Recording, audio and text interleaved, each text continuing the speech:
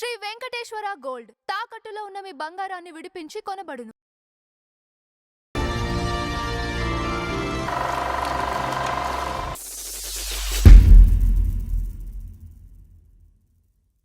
ఇది అయిన తర్వాత ఇప్పుడు తను కూడా ఏదో ప్రజలకు ఉపయోగపడే విధంగా, ప్రజలకు మెసేజ్ ఇచ్చే విధంగా పేపర్ని ఎలా మెసేజ్ ఓరియంటెడ్గా చేస్తానో అలా ఉండాలని చెప్పేసి ఆలోచించి ఈ అప్పట్లో ఈ రాజకీయ గోండాలు డామినేషన్ ఎక్కువగా ఉండేది.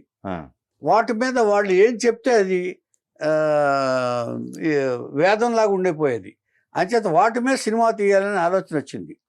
ఎవరికి వచ్చిందో మరి, రామోజీరావు గారు ఇంపార్టెంట్ ఎక్కువ. ఏదైనా రామోజీరావు గారికి తెలియంది ఏది జరిగేది కాదు. ఎవరన్నా సరే ఆయన దగ్గర చెప్పాల్సిందే. ఆయన ఓకే చేసిన తర్వాతే అమల్లోకి వస్తుంది. అప్పుడుకి ఈయన టి కృష్ణ గారు ఆయన సినిమా శైలి ఈ సినిమాలకి డైరెక్టర్గా కరెక్ట్గా ఉంటాయని చెప్పేసి టి కృష్ణ గారికి ఆ బాధ్యత అప్పచెప్పారు. ఏమండి, అది ఆ రాజకీయ గోండాలు ఏ విధంగా బిహేవ్ చేస్తారు, ఎంత ఇచ్చేస్తారు, విద్యార్థులు ఎంత ఇదిగా ఉంటారు అనే పాయింట్స్ మీద తీసుకెళ్లి ప్రతిఘటన అనే సినిమా తీశారు. Vijayashanti main character. Vijayashanti teacher, కాలేజీలో లెక్చరర్. ఏమండి, అయిన తర్వాత వాళ్ళు ఎవరిని పడితే వాళ్ళని, అప్పుడు ఎలా ఉందంటే స్టూడెంట్స్ ఇది ఈ టీచరా లేదా అని కాకుండా ఆడదైతే చాలు వాళ్ళని అవమానించడమే ధ్యేయంగా పెట్టుకుని అల్లరి చేస్తున్నారు వాళ్ళు. అంటే టీచర్స్ని ఎలాగైతే చేస్తారో అలా మామూలుగా చేస్తున్నారు. అప్పుడు ఒక బూతు బొమ్మ వేశారు బ్లాక్ బోర్డు మీద, ఎవరు స్టూడెంట్స్. విజయశాంతి టీచరు వచ్చింది. అప్పుడు ఒకసారి చాలా బాధపడి ఒక పాట క్రియేట్ చేశారండి. ఆ స్టూడెంట్స్ని చూసి బూతు బొమ్మ వేస్తే అక్కడ ఒక పాట ఉంటే బాగుంటుందని వేటూరు గారు సజెస్ట్ చేశారు. వేటూరు గారు సజెస్ట్ చేస్తే దాన్ని లెంగ్త్ ఎక్కువైపోద్దామని చెప్పి చక్రవర్తి గారు భావించారు. లెంగ్త్ కాదు, ఈ పాట చాలా బాగుంది సిచ్యువేషను, దీన్ని రాయండి అన్నారు. రాయండి, ఏ సెన్సార్ వస్తే నేను చూసుకుంటాను, లెంగ్త్ గురించి ఏదైనా వస్తే నేను చూసుకుంటాను అని చెప్పి రాశారు. అప్పుడు రాసిన పాట వేటూరు గారు చాలా ఆవేశంతో రాసిన పాట. ఆయన అంటే ఎంత గొప్పగా రాయగలడో నిరూపించిన ధైర్యంతో రాసిన పాట ఇది, ఈ మరవల్. ఏమండి, ఈ దుర్యోధన దుశ్శాసన దుర్నీతి లోకంలో రక్తాశ్రువులు చిందిస్తూ శోకంతో మహాభారతం 6వ వేదం, ప్రతి భారతనారి మానం చంద్రమతి మాంగళ్యం. భారతనారి మానం అంటే ఎలాగైనా మరుగున ఉండాలి ఎప్పుడు కూడా, స్త్రీ ఎప్పుడు కూడా ఏదైనా సరే. చంద్రమతి మాంగళ్యం ఎవరికి కనపడదండి, బయట వాళ్ళకి కనపడదు, ఒక్క భర్తకి తప్ప, హరిశ్చంద్రుడికి తప్ప. అది ఎప్పుడంటే లోహితాసురుడు చనిపోయినప్పుడు తీసుకెళ్తే శ్మశానానికి ఆయన అడుగుతాడు, దీనికి అడుగుతాడు, ఫీజు అడుగుతాడు. ఆయన అడిగితే ఏం చేస్తాడంటే నా దగ్గర ఏమీ లేదు బాబు అంటే, ఏమీ లేదంటావంటే అక్కడ మాంగళ్యం ఉంటే అంటాడు. అప్పుడు తెలుసుకుంటుంది తన భర్తే అక్కడ కాటికాపరగా ఉన్నాడని. సో ఇది దానికి రాశాడు ఆయన. వేటూరు గారు థాట్ ఎక్కడికి వెళ్ళిందో చూడండి. ఇది మెచ్చుకోవాల్సింది మనం. మర్మస్థానం కాదిది నీ జన్మస్థానం. ఇది ఎంత పవర్ఫుల్ మాట అండి. మీరు ఆ బొమ్మ వేశారండి వాళ్ళు, మర్మస్థానం కాదది నీ జన్మస్థానం అని పాయింట్అవుట్ చేసి ఏడుస్తూ పాడుతుంది ఆవిడ. పాడేటప్పుడు ఇది ఎలా ఒప్పుకుంటారండి సెన్సార్ అని అందరూ అబ్జెక్ట్ చేశారు. సెన్సార్ గురించి నేను చేస్తా, ఒకవేళ సుప్రీంకోర్టుకి వెళ్ళైనా సరే దీన్ని తెచ్చుకుంటా అని రామోజీరావు గారు పట్టుబడి కూర్చున్నారు అక్కడ. నిజంగానే ఆ సెన్సార్ని జయించుకొచ్చాడు ఆయన. సో ఇలాంటి అభ్యుదయ భావాలతోటి సినిమాలు తీసి ఫస్ట్ టైము రాజకీయ గోండా అనే పదం ఉపయోగించింది ఈ సినిమాలోనే, డైలాగుల్లో. అంతవరకు సాహసం చేసేవాళ్ళు కాదు. కొన్ని సెన్సార్లు, చిన్న చిన్న మాటలకి సెన్సార్లు తీసేవాళ్ళు. రాజకీయ గోండాలను ఉపయోగించారు. రాజకీయ గోండాలంటే రాజకీయ నాయకులు మంది తిరగబడతారని ఇదివరకు ఉండేది భయం. ఈ సినిమాకి ఎవరు రామోజీరావు గారు ప్రశ్నించే సాహసమే చేయలేదు ప్రతిఘటన చిత్రంలో. అది సూపర్ హిట్ అయింది. ఏమంటే విజయశాంతికి మహా ఇదైంది. ఇది అయిన తర్వాత ఈయన ఎప్పుడు ఇలాంటివే వెతుకుతూ ఉంటారు ఆయన సబ్జెక్ట్స్. దీన్ని బట్టి అంటే మనం ప్రజలకి ఏం చెప్పగలము, ఏం మంచి ఇవ్వగలం అనేది ఆలోచనతోనే రామోజీరావు గారు ఎప్పుడు కూడా బిగినింగ్ నుంచి మనం చూసుకున్నా కూడా ప్రజాపక్షంలోనే ఆలోచించాడు ఆయన. అంటే ఒక మనిషి బ్రెయిన్లో ఆలోచనలు ఉంటే దాన్ని సాధించగలిగే తెలివితేటలు ఉంటే ఎంతవరకు సాధించగలడు అనే దానికి ఉదాహరణే రామోజీరావు గారు. ఏమండి, ఈ సినిమాలు స్టార్ట్ చేసిన తర్వాత తర్వాత ఒక ఆనంద బజార్ అనే పత్రిక వస్తుంది. అన్ని పేపర్లు చూస్తారు కదా, న్యూస్ పేపర్ వాళ్ళు, అన్ని పేపర్లు వస్తాయి. ఆనంద బజార్ అనే పేపర్లో ఒక యువతి, డ్యాన్స్ నేర్చుకున్న యువత డ్యాన్సరు గుడికి వెళ్ళి వస్తుండగా కారు యాక్సిడెంట్ జరిగి కాలు విరిగిపోయింది. కాలు విరిగిపోతే ఆవిడ అధైర్యపడకుండా తన ప్రాణంలా భావించిన డ్యాన్స్ని వదలకుండా ఎలాగైనా డ్యాన్స్ నేర్చుకోవాలని చెప్పి ఎంక్వైరీ చేసి ఎలాగ దీన్ని నేను డ్యాన్స్ చేయగలనని ఆలోచించి డాక్టర్లతో సంప్రదించిన తర్వాత ఇక్కడ జైపూర్లో ఆర్టిఫిషియల్ లెగ్ తయారు చేస్తున్నారమ్మా, అది మామూలు కాలులాగా ఉంటుంది, అది సలహా ఇచ్చారు. అప్పుడు ఆ కాలుని తీసుకొచ్చి అమర్చిన తర్వాత ఈ సెట్ అయ్యే వరకు చాలా టైం పడుతుంది.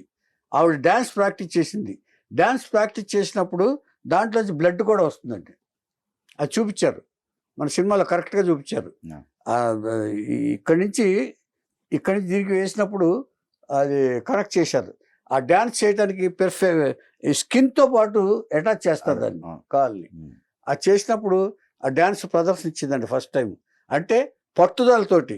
ఇప్పుడు రామోజీరావు గారి గురించి మీరు చెప్పారా, ఫస్ట్ పట్టుదల, దీక్ష, ఇక కష్టం అని చెప్పారు చూసారా, దానికి నిదర్శనంగానే ఈ సినిమా కూడా మనం చూసుకోవచ్చు ఆయన ఆలోచనకి. ఏమండి, అయిన తర్వాత మయూరి అనే సినిమా తీశారు. దానికి కరెక్ట్ దర్శకుడు ఎవరంటే సంగీత శ్రీనివాసరావు గారిని దర్శకుడిగా పెట్టారు. బాలసుబ్రహ్మణ్యం గారిని మ్యూజిక్ పెట్టారు. ఏమండి, అది సూపర్ హిట్. అందులోనే శైలజ ఫస్ట్ స్వయం యాక్ట్ చేసింది టైటిల్ సాంగ్లో. ఏమండి, ఇది అయిన తర్వాత విశాఖపట్నం దగ్గర ఒక గిరిజన యువతిని ఒక కుర్రాడు ఎవరో ఆ అమ్మాయిని వశపరుచుకుని ఇచ్చేసుకుంటే వదిలేశాడు. ఆ అమ్మాయిని వదిలేస్తే ఆ అమ్మాయి పట్టుబట్టి అతని ఇంటి ముందు కూర్చుని నువ్వు నాకు న్యాయం చేస్తారా లేదని చెప్పేసి ప్రభుత్వాలన్నిటి ప్రశ్నిస్తూ అతని ఇంటి ముందు ధర్నా చేస్తే ఆ కథను తీసుకున్నాడు ఆయన. ఆ కథను తీసుకుని మౌన పోరాటం అనే సినిమా యమునని పెట్టి తీశాడు ఆయన. యమున హీరోయిన్గా వినోద్ కుమార్, ఆ మోసం చేసిన కుర్రాడుగా వినోద్ కుమార్ని పెట్టి ఇచ్చేశాడు. మన సంజీవ్ కూడా అందులో పార్షల్, మన రైటర్ సంజీవ్. ఏమండి, ఇలాంటి పిక్చర్లు తీస్తూ ఆయన సమాజానికి పనికొచ్చాయి, సమాజంలో ఉన్న సమస్యల్ని వాటిని ఎలా పరిష్కరించవచ్చు, ఎవరెవరు ఎలా పరిష్కరించుకున్నారు అనేది చూపిస్తూ ఆయన అంటే ఒక మార్గనిర్దేశకత్వం చేస్తూ సినిమాలు తీశారు ఆయన. సినిమాలు కూడా ఏమండి, ఇలాంటి పరిస్థితిలో ఉండగా ఆయనకి దీంతో ఆయనకి తృప్తి కలగల, ఇంకేదో చేయాలనుకున్నాడు. ఇప్పుడు ఇంకా ఏం బ్యాలెన్స్ ఉంది ఆయనకి చేయాల్సింది? రాజ్యాలు నిర్మించక్కర్లా. ఇప్పుడు ఈ సినిమాకి సంబంధించింది స్టూడియోలు ఏమున్నాయి ఆసియాలో, అక్కడ హాలీవుడ్ స్టూడియోలతో పోటీ పడే విధంగా ఒక స్టూడియో నిర్మించాలనుకున్నాడు. అంటే ఇన్ఫ్రాస్ట్రక్చర్ మొత్తం ఒకే చోట. అంటే వాళ్ళు ఎవరన్నా బయట వాళ్ళు వచ్చి, ఊరు వాళ్ళు వచ్చి, బాంబే వాళ్ళు వచ్చి ఉండటానికి 5 స్టార్ హోటల్తో సహా నిర్మించాలని ఐడియా వచ్చింది ఆయనకి. దానికి కొన్ని వేల ఎకరాలు సేకరించాడు ఆయన. సేకరించి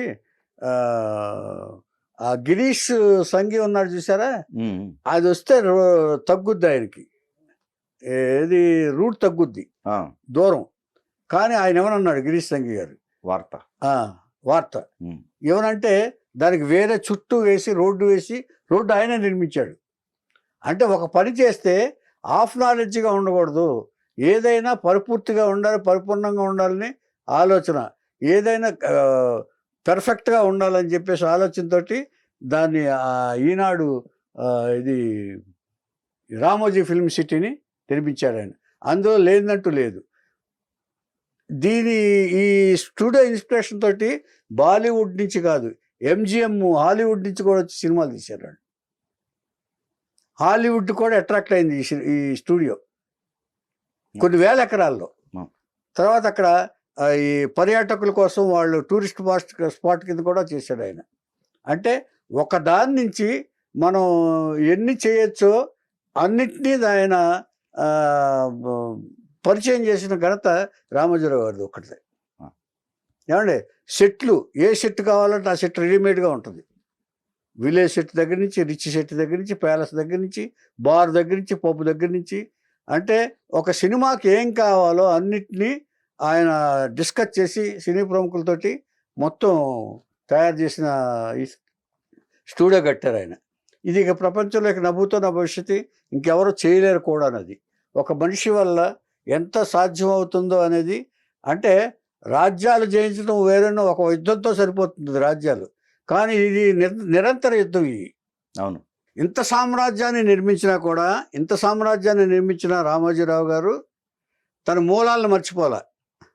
చిన్నప్పుడు ఆయన పచ్చళ్ళు అమ్మారని చెప్పాను చూసారా, దాన్ని వదిలిపెట్టలా. ఏది తీసేదగింది కాదు, కాదేది కవితకు అనర్హం అన్నట్టుగా కాదేది వ్యాపారానికి అనర్హం అని పచ్చళ్ళు కూడా విదేశాలకు ఎగుమతి చేయటం స్టార్ట్ చేశారు. పచ్చళ్ళే కాదు, తినుబండారాలు కొన్ని ఐటమ్స్ అన్నీ కూడా, వేరే వేరే కారపళ్ళు అన్నీ కూడా విదేశాలకు ఎగుమతి చేయటం స్టార్ట్ చేశారు ఆయన, ప్రియా పచ్చళ్ళు ఆయన. ఏమండి ఇది అయిన తర్వాత ఈయనకి ఇద్దరు కొడుకులు, కిరణ్ గారు ఒకళ్ళును, సుమన్ గారు ఒకళ్ళు. సుమన్ గారు అంతకుముందు ఫారెన్లో చదివి తర్వాత వచ్చాడు ఆయన. ఆ వచ్చిన తర్వాత ఆయనకి ఈటీవీ అప్పించాడు ఆయన. ఈ సుమన్ గారు కూడా తక్కువడం కాదండి, కళాకారుడు, నటుడు, నిర్మాత, రచయిత, పాటల రచయిత, బొమ్మలు వేస్తారు. ఏమండి దర్శకుడు, ఇన్ని కళలో ఉన్న ఇది ఆయనకి మరి పుట్టిన ఇది సుమన్ గారు. కిరణ్ గారేమో ఆయన పెద్ద కొడుకు, మొత్తం ఇవన్నీ చూస్తున్నారు ఆయన. శైలజ గారు ఆయన భార్య. ఏమండి తర్వాత ఆయన భార్య పేరు రమాదేవి గారు, ఎవరు రామోజీరావు గారు భార్య గారు.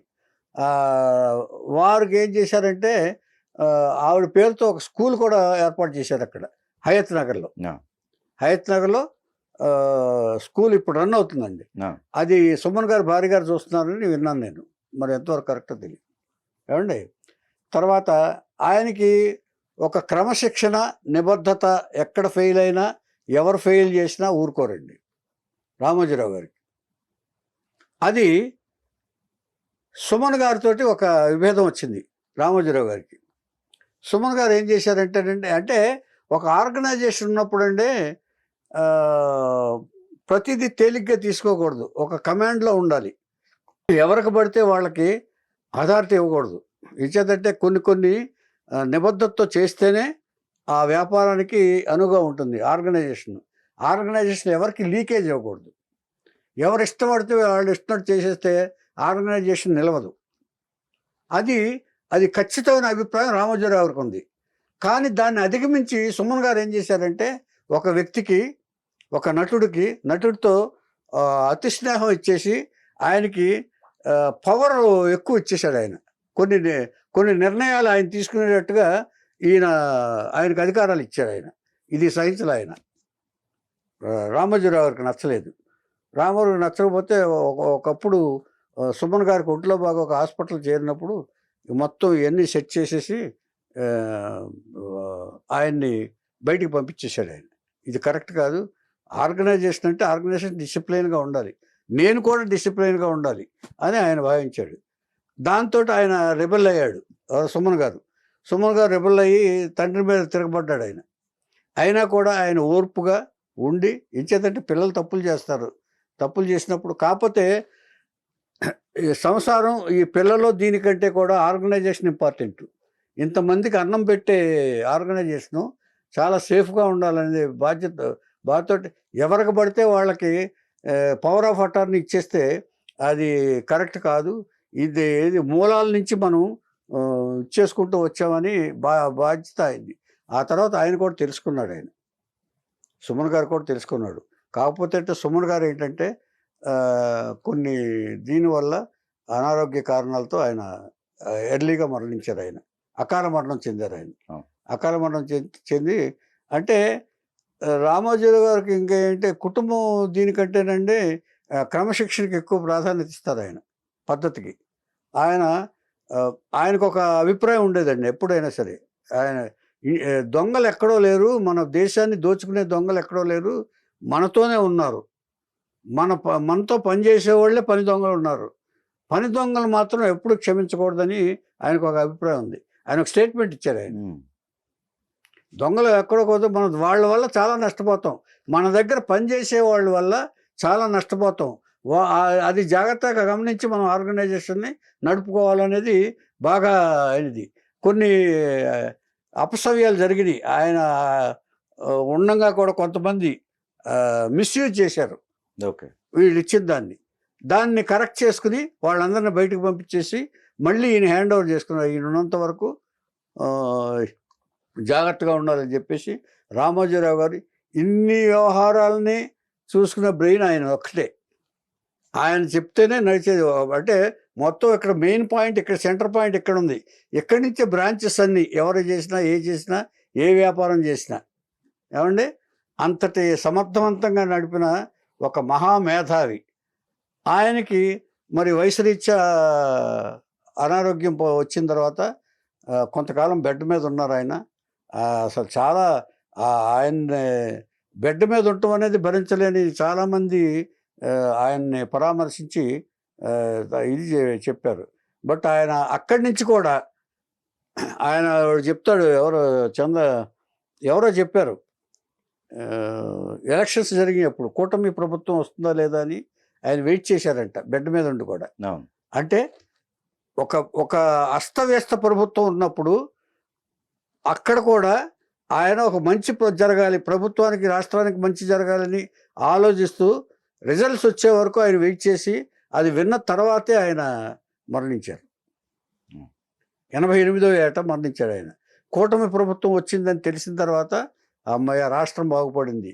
అంటే ఒక రాష్ట్ర సంక్షేమం కోసం, ప్రజా సంక్షేమం కోసం, 10 మంది బాగుపడటం కోసం ఎన్ని చెయ్యాలో ఒక వ్యక్తిగా, మిగతా ఒక గవర్నమెంట్ చేయలేని పని, మీరు అన్నారే ప్యారలల్ గవర్నమెంట్ అని, ఒక గవర్నమెంట్ చేయలేని పని అన్ని విస్తృతమైన వ్యాపారాలు చేసి ప్రజలకి విస్తృతంగా ఉపయోగపడి ఆయన ఒక మహా వ్యక్తి కింద గౌరవింపబడ్డ వ్యక్తి రామోజీరావు గారు. అంతే రామోజీరావు ప్యారలల్ గవర్నమెంటే అనుకోలేదు. ఇప్పుడు ఇంతమంది జాబ్ ఇవ్వటం అంటే జాబ్ ఇవ్వటం అసలు ఇప్పుడు స్టార్ హోటల్స్ లో అన్ని వ్యాపారాలు కొన్ని వేల మంది.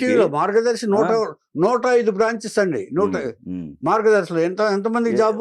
ఓకే, ఒక వ్యక్తి వాళ్ళకు సంబంధించిన బంధువులు ఇప్పుడు ఒక కుటుంబం అంటే 5-6 ఉంటారు కదా, లెక్కేసుకుంటే ఎంతో వేల మందికి ఆయన అవకాశం కల్పించారు. 105 బ్రాంచెస్ అదండి.